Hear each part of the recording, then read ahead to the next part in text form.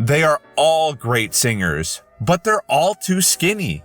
They don't have any bass. Give the curvy girls a shot at this one. This what? Is dumb?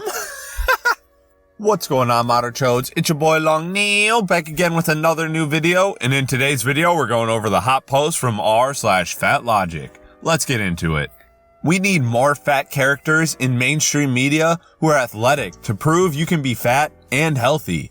I may be 400 pounds, but I can still kick your butt. Maybe if you're like a football player or a sumo wrestler, but otherwise, if you're just talking about fat, 400 pounds, non-athletic, I doubt it, because you couldn't even catch me. This is what FatLogic looks like when you apply it to other things. Intuitive drinking. Drink in the frequency and amount that feels good. Understand the why behind your decision to drink or not to drink. Don't try to cut back in order to save calories. Pick the drink that you want and actually enjoy drinking, not based on calorie count. So now you guys can see how ridiculous FatLogic is when applied to other things. That should tell you something. This spark in at-home workouts and obsession with not gaining weight during a whole freaking pandemic is really showing just how fat-phobic everyone is. How on earth is anyone taking care of their physical health in the comfort of their own home equal to fat phobia? Are they forcing you to join them? Also, consistent care of your physical health links to an improvement in mental health, which is also very important. I guess just trying to be in shape yourself now is fat phobic because I don't even know? Someone explain that to me in the comments. This doesn't even make sense. About a week into the anti-diet, feeling a fear of gaining too much weight. I started anti-diet about a week ago. I've accepted the fact that I'll gain some weight for sure.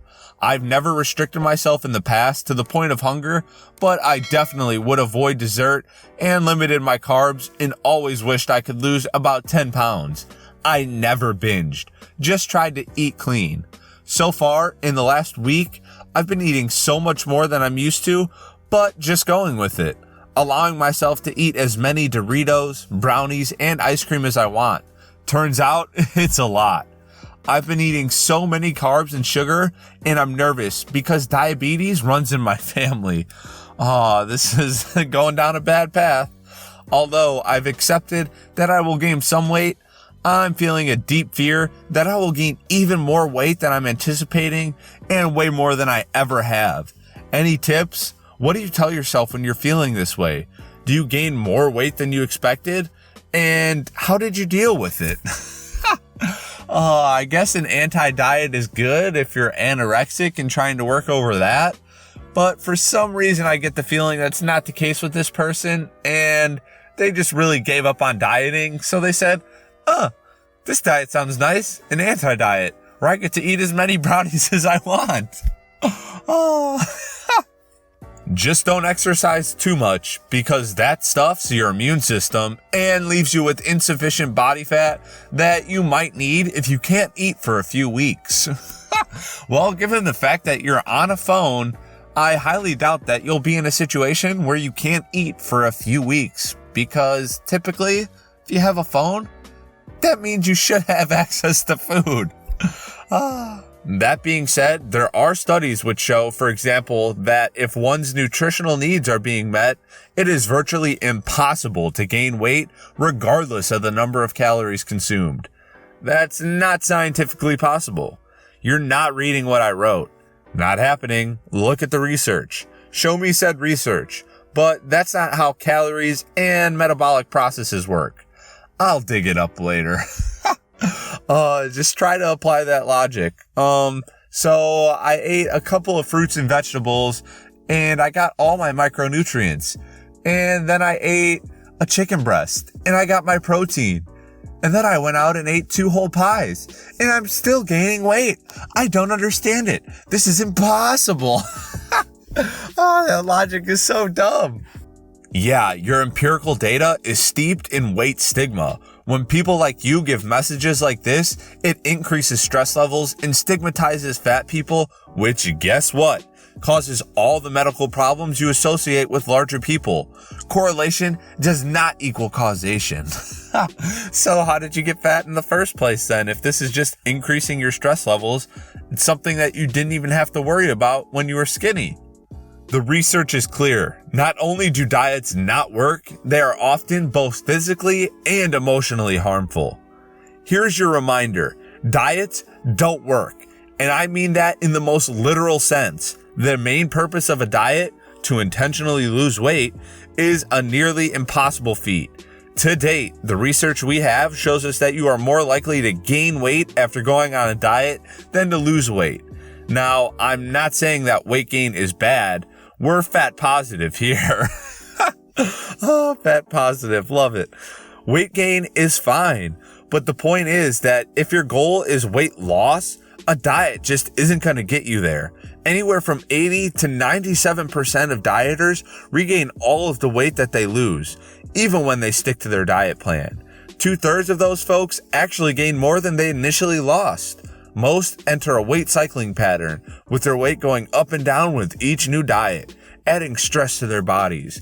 Those who do maintain the weight loss most often do through disordered means. And even those who leave the diet behind are still at a much higher risk for developing eating disorders. Does any of that sound like a solution that works for you? So if dieting doesn't work, then what's the solution? A lifestyle change? Okay, but you're not willing to do that, are you? Thin privilege frustration. All my fellow gym members, huge group that attends the same class each week, are ordering matching shirts using a message thread. Everyone's like, small please. I think I saw one medium. If I'm actually gonna wear it, I would want at least an extra large. Sorry, I'm not about to post that in this huge group of smalls. Oh, that's thin shaming, isn't it? And also, by the way, it's not like people don't have eyes. They can see that you're fat and they know that you need an extra large. So just go ahead and get a shirt if you want one. People don't care that much. You're just very self-conscious and you're projecting.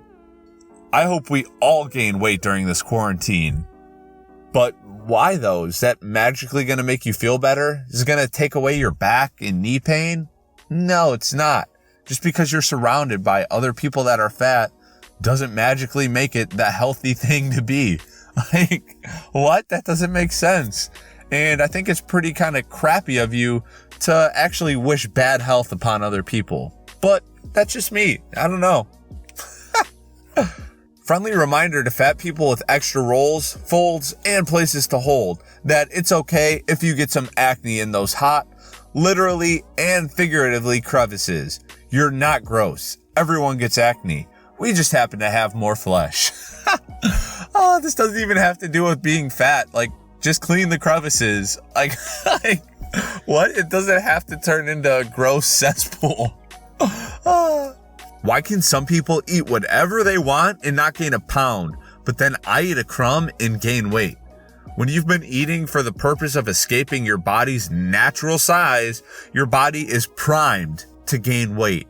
It requires a very small amount of food to start regaining weight, aka get your body back to a safe place. When you are eating in a way that supports and nourishes your natural body size, you can eat a lot more food because your body is functioning at its optimal rate. I love these people, man. All right, Modern Toads, that's it for yet another FatLogic video. If you guys enjoyed this version, please make sure to give it a big thumbs up. Don't forget to subscribe and turn on notifications and share this video with your friends. Till next time, peace.